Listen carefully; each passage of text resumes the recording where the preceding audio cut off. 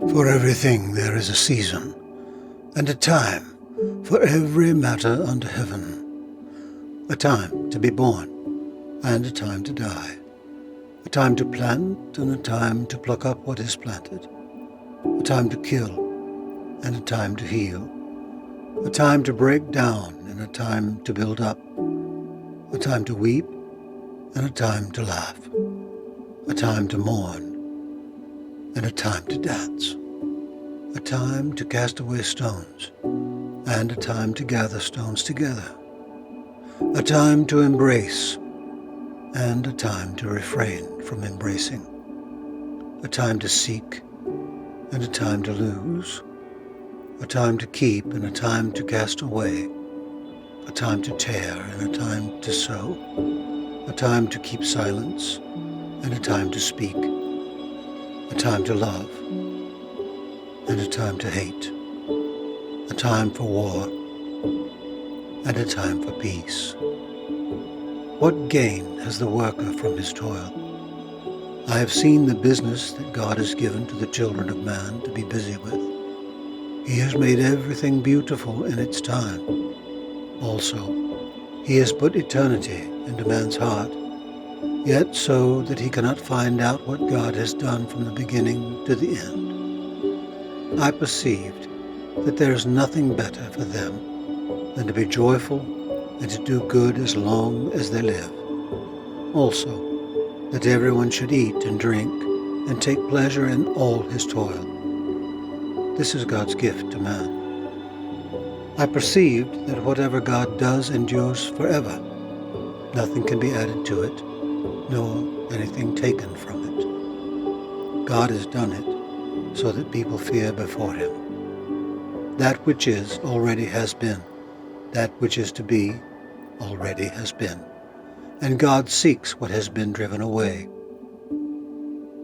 Moreover, I saw under the sun that in the place of justice, even there was wickedness, and in the place of righteousness, even there was wickedness.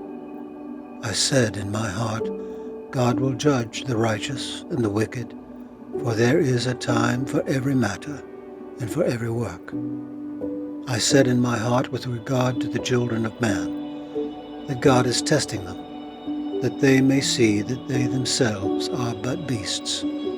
For what happens to the children of man and what happens to the beasts is the same. As one dies, so dies the other. They all have the same breath, and man has no advantage over the beasts, for all is vanity. All go to one place. All are from the dust, and to dust all return. Who knows whether the spirit of man goes upward, and the spirit of the beast goes down into the earth? So I saw that there is nothing better than that a man should rejoice in his work, for that is his lot. Who can bring him to see what will be after him?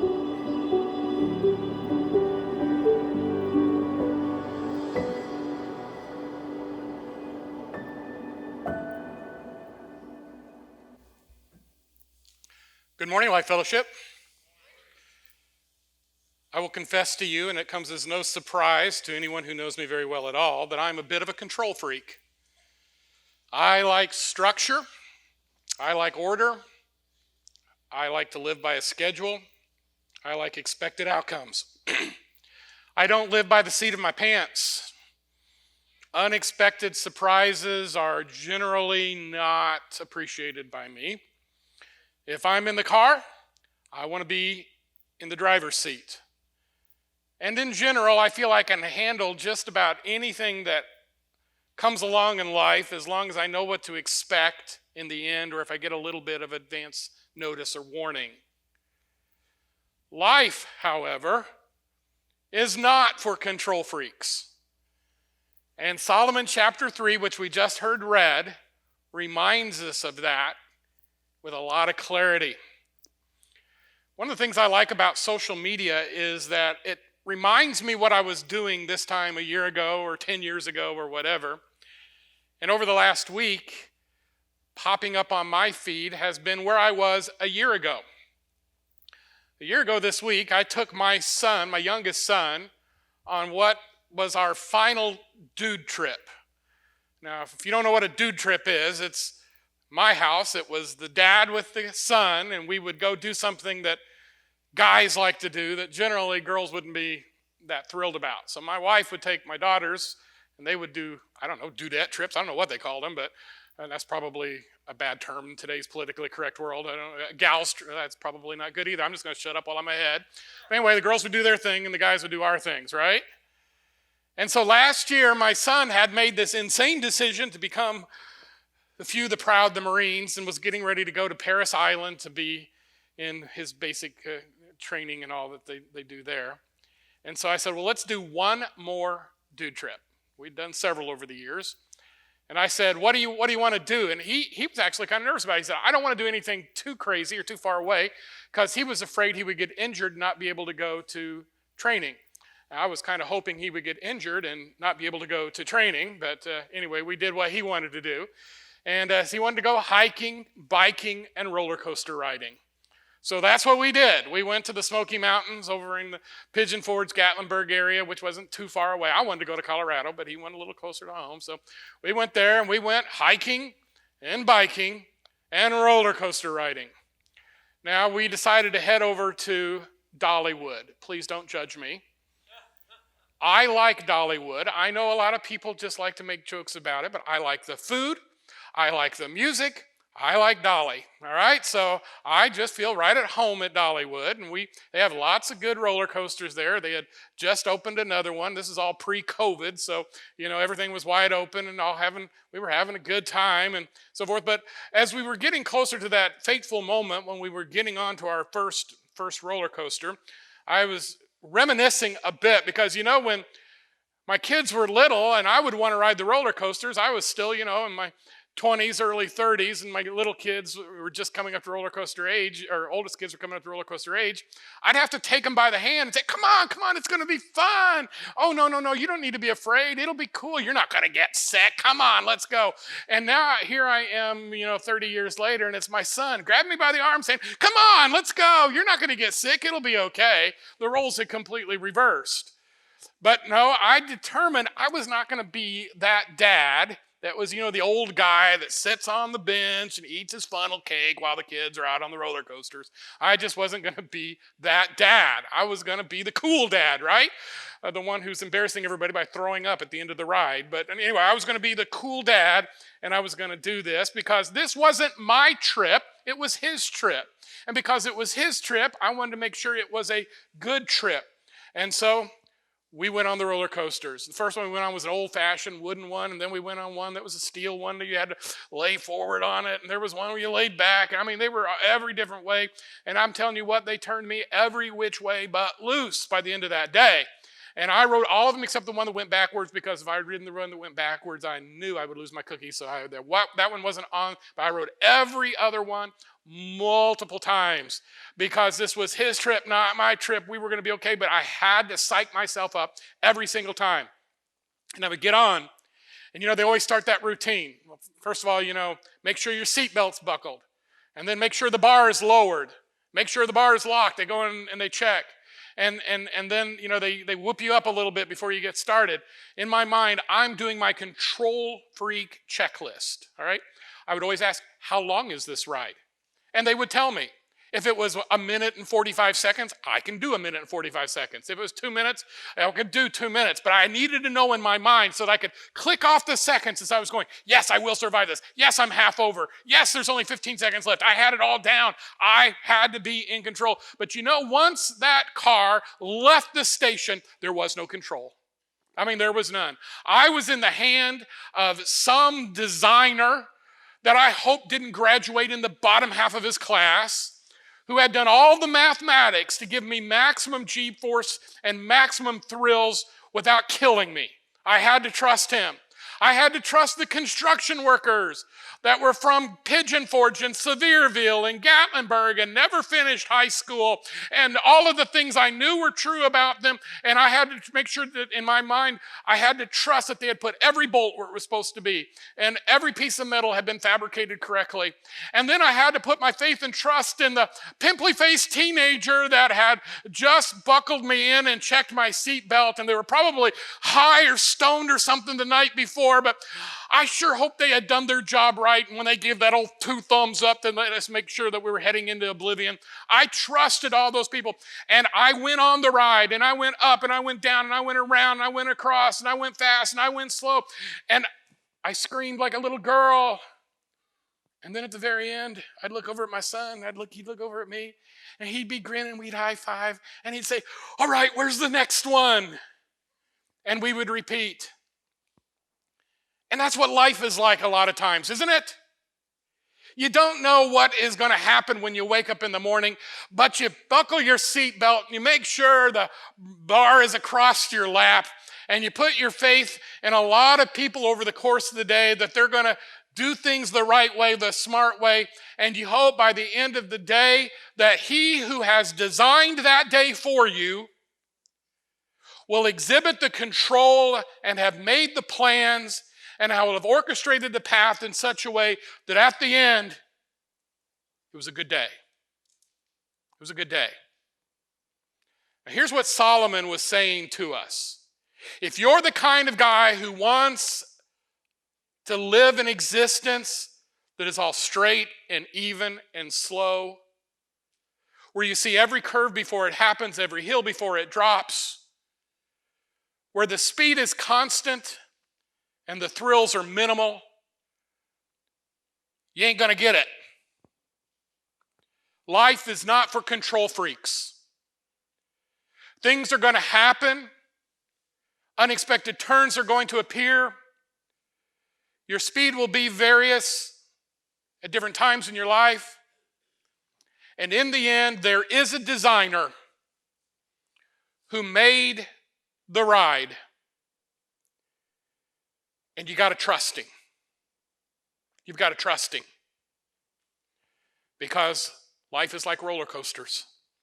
There's birth, then temper tantrums, first words, first steps, first heartbreaks, friends and enemies, friends who become enemies, love and marriage and kids and carriages, sickness and in health, poverty and wealth, dreams and disappointments, dashing and limping, building and tearing down, all leading to a very sudden stop. And this is what Solomon was saying. The preacher, the wisest king to ever sit on the throne of David, to the gathered assembly, the church, the audience, the ecclesia, as he wrote Ecclesiastes. Here's a reminder, folks. Life isn't for control freaks, and it's going to get wild. So that's what I want us to look at this morning. We've got a little bit of a truncated service this morning because at the end of the service, we're going to introduce you to a couple of men who are going to be serving again as elders, and we need to take the time in that service. But there's some things in this chapter that as you continue to study it in the week to come, I think will come alive. And so what I'm trying to do is give you a little bit of an appetizer so that you'll see them as the main courses come out as you continue study in your life groups or in your personal devotions or as you discuss this over lunch with your family and as you pick out different things that the Holy Spirit is saying to you as we go through. So we're going to look at it like in one fell swoop, but then you can go through and pick it out as we go through. Ecclesiastes is a journey, and while we're doing it by chapter, if you don't consider the whole part of it, it'll take you places you probably don't want to go and you don't need to go. And so bear with us as we continue the study because it's a complicated book. But here's some principles we can learn right off the bat this morning. Number one, God has designed our journey. When you look at the first 8 verses, 7 of those 8 verses have 14 truths that are given to us in couplets. And we heard them read this morning, but they're very common. They're one of the most common parts of Ecclesiastes that are ever referenced. In fact, if you grew up in the 70s like I did, there was a very popular song by the Byrds. And it was turn, turn, turn. To every season to every time there is a season, turn, turn, turn. In fact, I listened to it this morning as I was shaving just to get in the mood, for this passage. It had been a long time since I had heard the song, and it reminded me of this passage. And the reality of life is this: that from beginning to end, there are seasons, there are rhythms, there are unexpected turns that were planned in advance. There are good days, there are bad days. There is sunshine and there is rain. And the first part of this chapter is kind of a review of that truth on the part of Solomon as he goes into it. So let's just real quickly look through in verse 2. There's a time to be born, a time to die. From the moment you get patted on the behind in that bright light room, and even before then, God knew you were coming. God had a plan for you, and God was in charge of your journey. And then you go into verse 2. Also, there's a thing that is a part of every year, and I love it. And I was reminded of it this week. I took my wife, and we went for a little bit of a day trip one day. We were going through the countryside. Harvest is happening all across. It's my favorite time of the year growing up on the farm, when you would see the fruit of all of your work that began last year when the frost quit coming and you planted the seeds, and now you've got the corn and the beans and all the different things, the hays in the barn and the pumpkins. You can see them in the field after everything's kind of died down, and it's a beautiful time. It's a cool time. There's a time to plant and there's a time to harvest. And then you look on in verse 3, but it also says there's a time to kill and a time to heal. And that could be referring to even having to kill for your food, or it could be referring to self-defense, or it could be referring to war. But the idea is that there is a time when you get real serious about life, and there are times when you are helping people recover from tragedy and accidents and even warfare. There's a time to break down and a time to build up. There's a time for joy. There's a time for sorrow. There's a time in verse 5 for removing and building. It's kind of an interesting passage where it says a time to cast away stones and a time to gather stones together. I think it's always important to kind of get into the mind of whoever was reading the scripture or writing the scripture at that time, as the Holy Spirit gave them the words to say. And you say, well, why? That's kind of random. Here we are talking about being born and harvesting and healing and killing, all this kind of stuff. Now all of a sudden you're talking about a bunch of rocks. Well, if you've ever been to Israel, you'll know why. Because it is one of the rockiest places I've ever been. In fact, there was a tour guide there one time that kind of made a joke. He said, when God was creating the earth, he gave one of the angels a wheelbarrow full of rocks and said, distribute them everywhere. And the angel that had the wheelbarrow tripped and fell, and all the rocks landed in Palestine. Because it does look like that. I mean, just everywhere you go, there's rocks everywhere. And what do they have to do in order to be able to till a field? In order to have a place to build a house, they have to clear all the rocks away. Sometimes they take those rocks and they use them for foundations. Sometimes they use them for fences. But what they eventually do is take the rocks that are scattered and they gather them up and they use them in a useful way.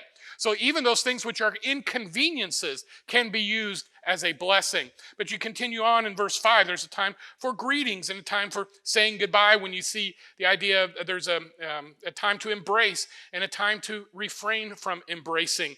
In some versions, it's a time to kiss. But the idea is I lived in South Florida for 20 years. South Florida has a very strong Latin American culture.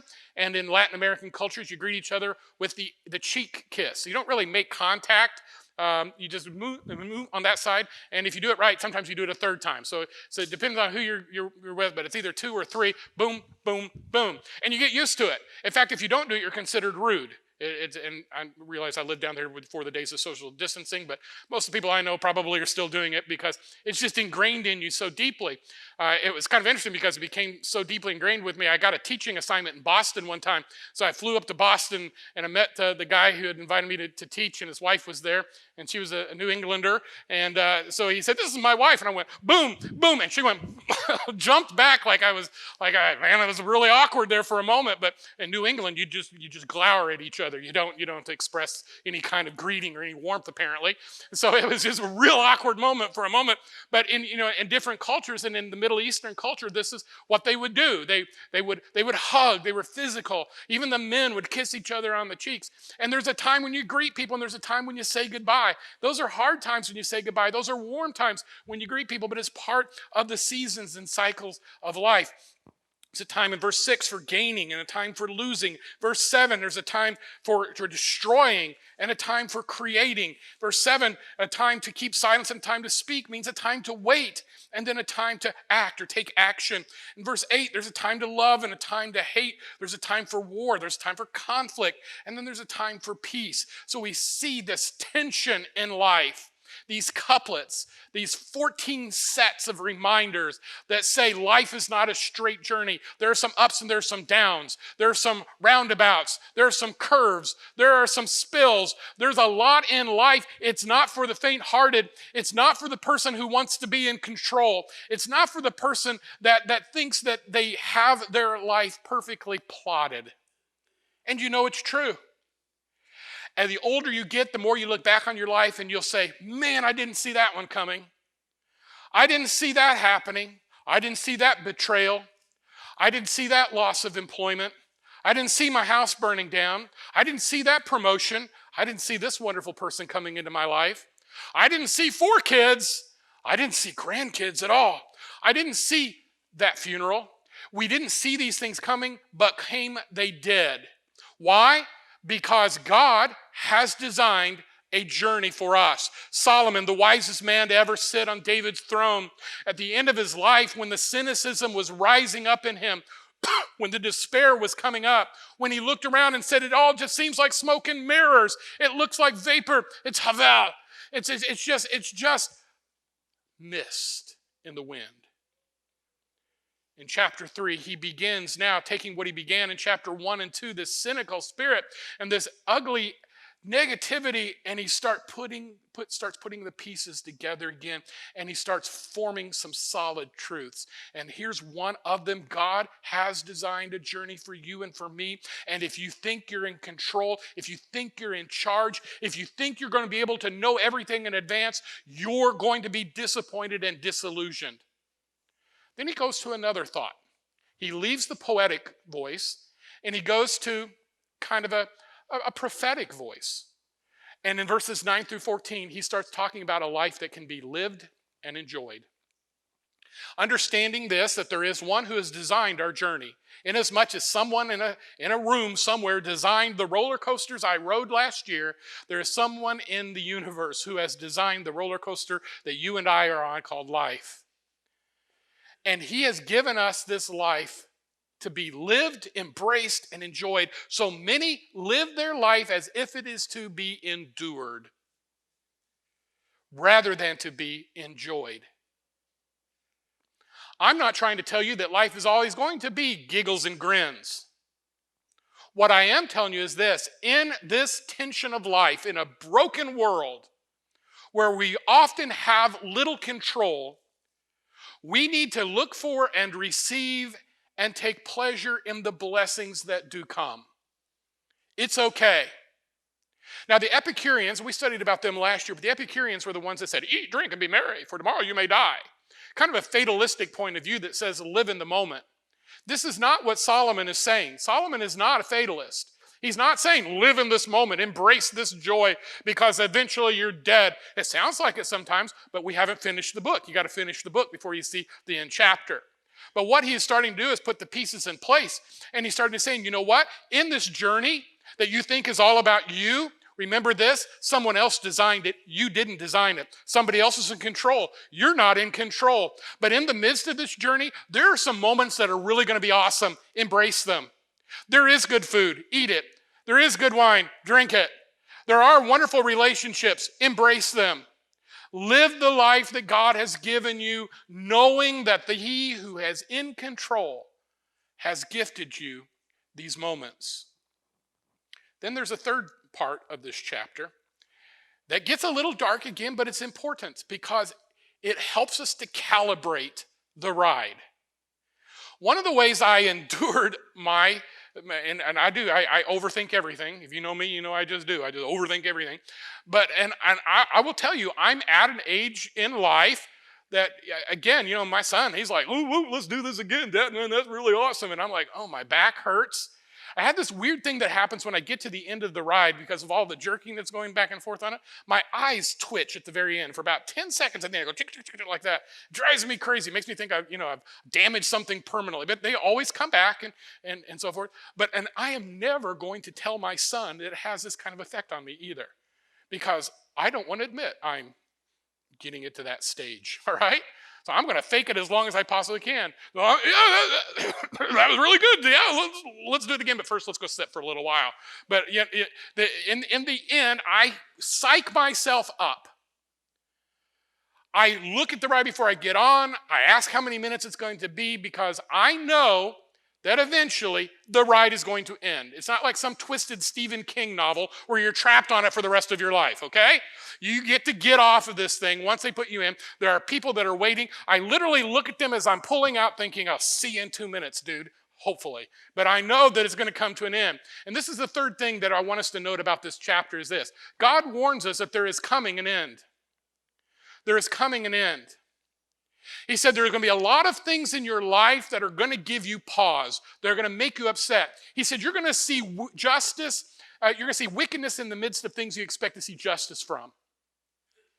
He said you're going to look at righteousness and you're going to see wickedness. You're going to see wickedness in the temple and in the church. You're going to see people get rich on the backs of other people. You're going to see good people suffer.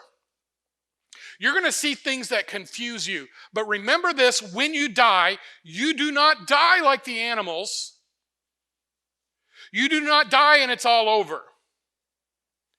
And for those of us who know the whole story, we know that when we die, it's just the beginning. And Solomon is bringing us to this conclusion. But it is easy to lose sight of that when you're in pain. It's easy to lose sight of that when you look and it seems like there's injustice everywhere. And you look and you say, where's the contentment I thought was going to come? I thought by this point in my life, I would be satisfied. I thought by this time I wouldn't have to cry myself to sleep. I thought by this time I'd be financially secure. I thought by this time my kids would be worshiping me and thinking what a wonderful parent I was. I would be thinking about this time of my life, my marriage would be perfect. I'd be thinking by this time of my life, I would be successful. And Solomon sat in his palaces with his golden gilded robes, and then he looked at all of his 1,000 wives and concubines. He looked at all the land that he had amassed, all the buildings he had built, the gardens that he had put together, the rivers that fed the gardens, everything that he had accomplished, and he said, it's all smoke and mirrors. It's all smoke and mirrors. I'm still at my core lacking in contentment. So as he's venting, you can see the progression occur. But he knows there is coming an end. And what's really going to matter is not what happens during the Haval, not which happens during the mist, the smoke, the mirror, the lifetime. But there's a bigger story being told here. And it is the story of God and his plan. And we need to look at it from his perspective, not ours. So very quickly, let me pull some principles here. Again, we're on a journey. This isn't the end of the journey this week. We're going through Ecclesiastes.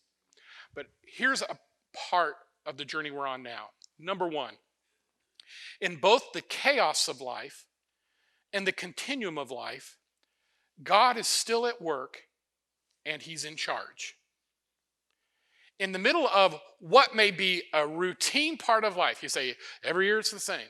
Every day it's the same. Get up, the alarm rings, I get ready to shave, do this or that, get in the car, go to work, do this, that, and the other, come back in, do this, that. It seems like a continuum without meaning. Or there may be times in your life where it's just like, wow, I didn't expect to be unemployed at 45. I didn't expect to have my husband leave me or my wife leave me. I didn't expect my kids to go through this crisis. I didn't expect to get cancer. And all of a sudden life that you thought was going to be rather mundane and predictable becomes chaotic and confusing. And in the midst of all of this, we feel out of control and we say, where is God? But here's the thing we need to remember. The fact that we feel out of control does not mean we are out of control. We're simply out of our control. but we are never out of his control. The designer always knows what he is doing. He put the curve there. He put the hill there. He put the loop there. We may not have seen it coming. We did not realize it was going to be that intense. But you know what our problem is? Our problem is we're riding the ride from our perspective, not his perspective. We didn't design this ride. We just got in it, buckled our seatbelts, lowered the bar, and hoped for the best. Now, I know it can be said, well, I didn't ask to be born. None of us did. And that's just further evidence that you and I are not in control. The fact that you and I are where we are in this room at this moment is not happenstance. It is not coincidence. It is not some random fluke. It is because there is a designer who has put in place a design, and we are part of that design. But we are not the author of that design, nor are we the concluder of that design. And until we learn to accept God's sovereign authority over his design, we will live in dissatisfied frustration and pain. There has to come to a moment where we trust the designer. Second principle, life is lived easier and more meaningfully when we live with the end in mind. Life is lived easier and will have more meaning. It will seem less random when we realize that there is a conclusion and that God has designed it. I wish I could take apart this, and again, I just get so frustrated because, the professor in me wants to analyze every word and everything in it, and that's partially your job to go back in it.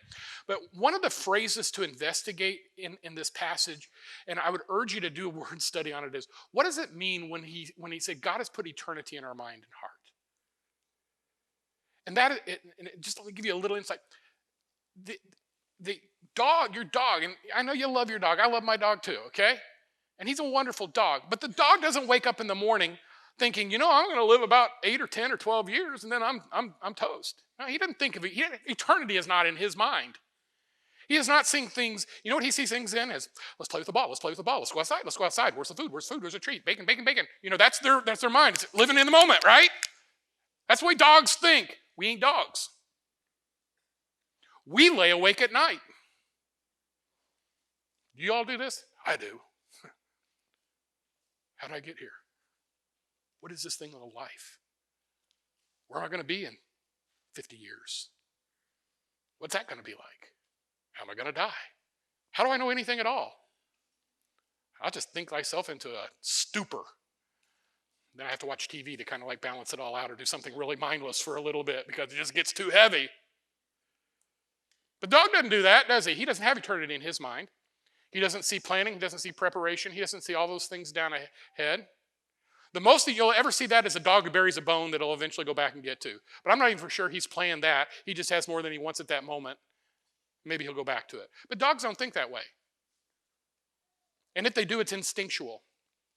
But God, on the other hand, has put this idea in our mind.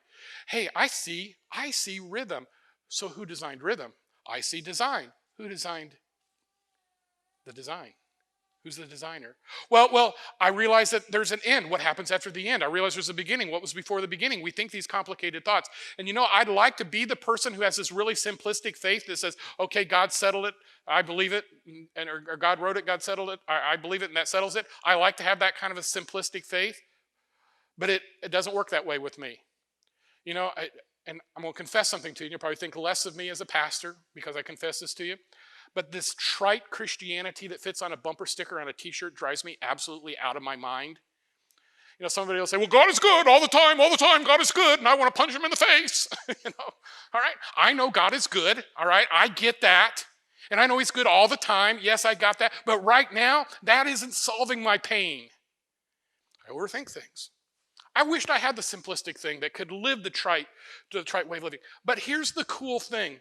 when you study the Bible, when you think in the Word, when you contemplate the greatness and glory of God, when you accept His sovereignty in your life, when you go into the deeper thing, those issues get addressed.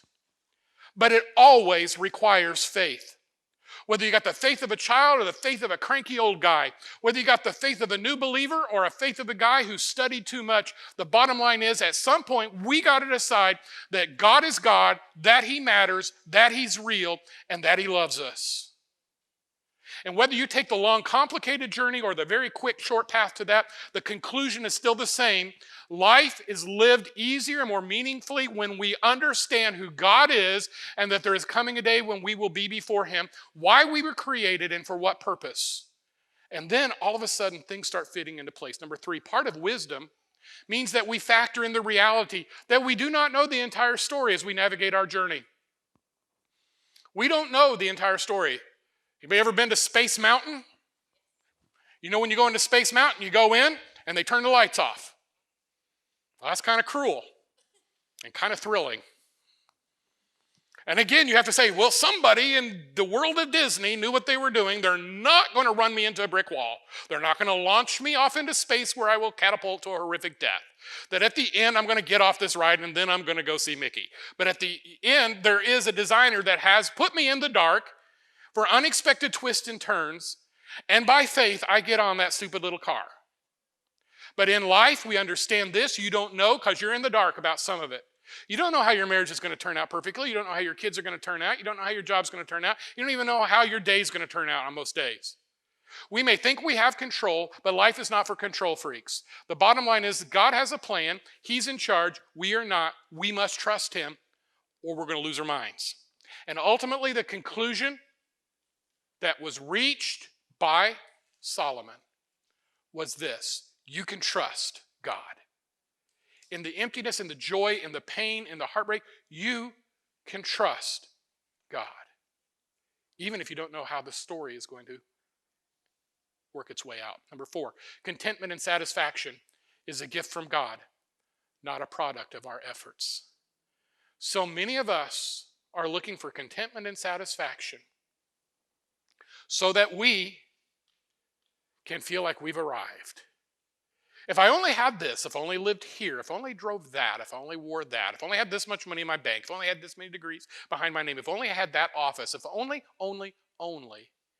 And we wonder why we never feel contentment. We never feel satisfaction. And it's because we're trying to find it. But Paul said contentment with godliness is great gain. Paul said, I have learned in whatever state I find myself, that included prison, by the way, I have learned to be content. And for us, there has to come a point where we will reach satisfaction, not with our plans, but with His plans for us. And that requires surrender. And that requires faith. And that requires trust. But when you know the designer, you can do those things. Which brings me to the last thing. We're wise to enjoy the journey without forgetting the conclusion. And this is what Solomon was saying. He's saying it's okay to enjoy the good things. Enjoy the food. If you're wealthy, enjoy the wealth. If you're not wealthy, enjoy the poverty. If you've got a complicated life, enjoy the complications. If you have a simple life, enjoy the simplicity. But enjoy the life you have. Because there is coming a conclusion. And perhaps the most important lesson of all that we should learn is this one. God is at work whether or not we remember it, realize it, or recognize it. And the reason it's important to know that is because the story of our life is not the story of our life. We are not living our story. We are living His story. We are bit players. And it is within the nature of a fallen and broken creation that we keep demanding that God performs the way we think He should perform. And the way we think He should perform is always about us. But it isn't our story. It is His story. And you can resist that, you can deny that, you can get cranky about that, but in the end, it doesn't change the fact that we were created for God's glory, not ours. For His glory, not our comfort.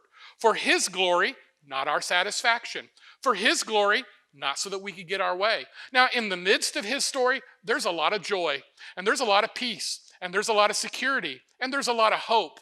But if we can consistently insist on seeing it from the paradigm that this is my story, you will constantly find yourself frustrated.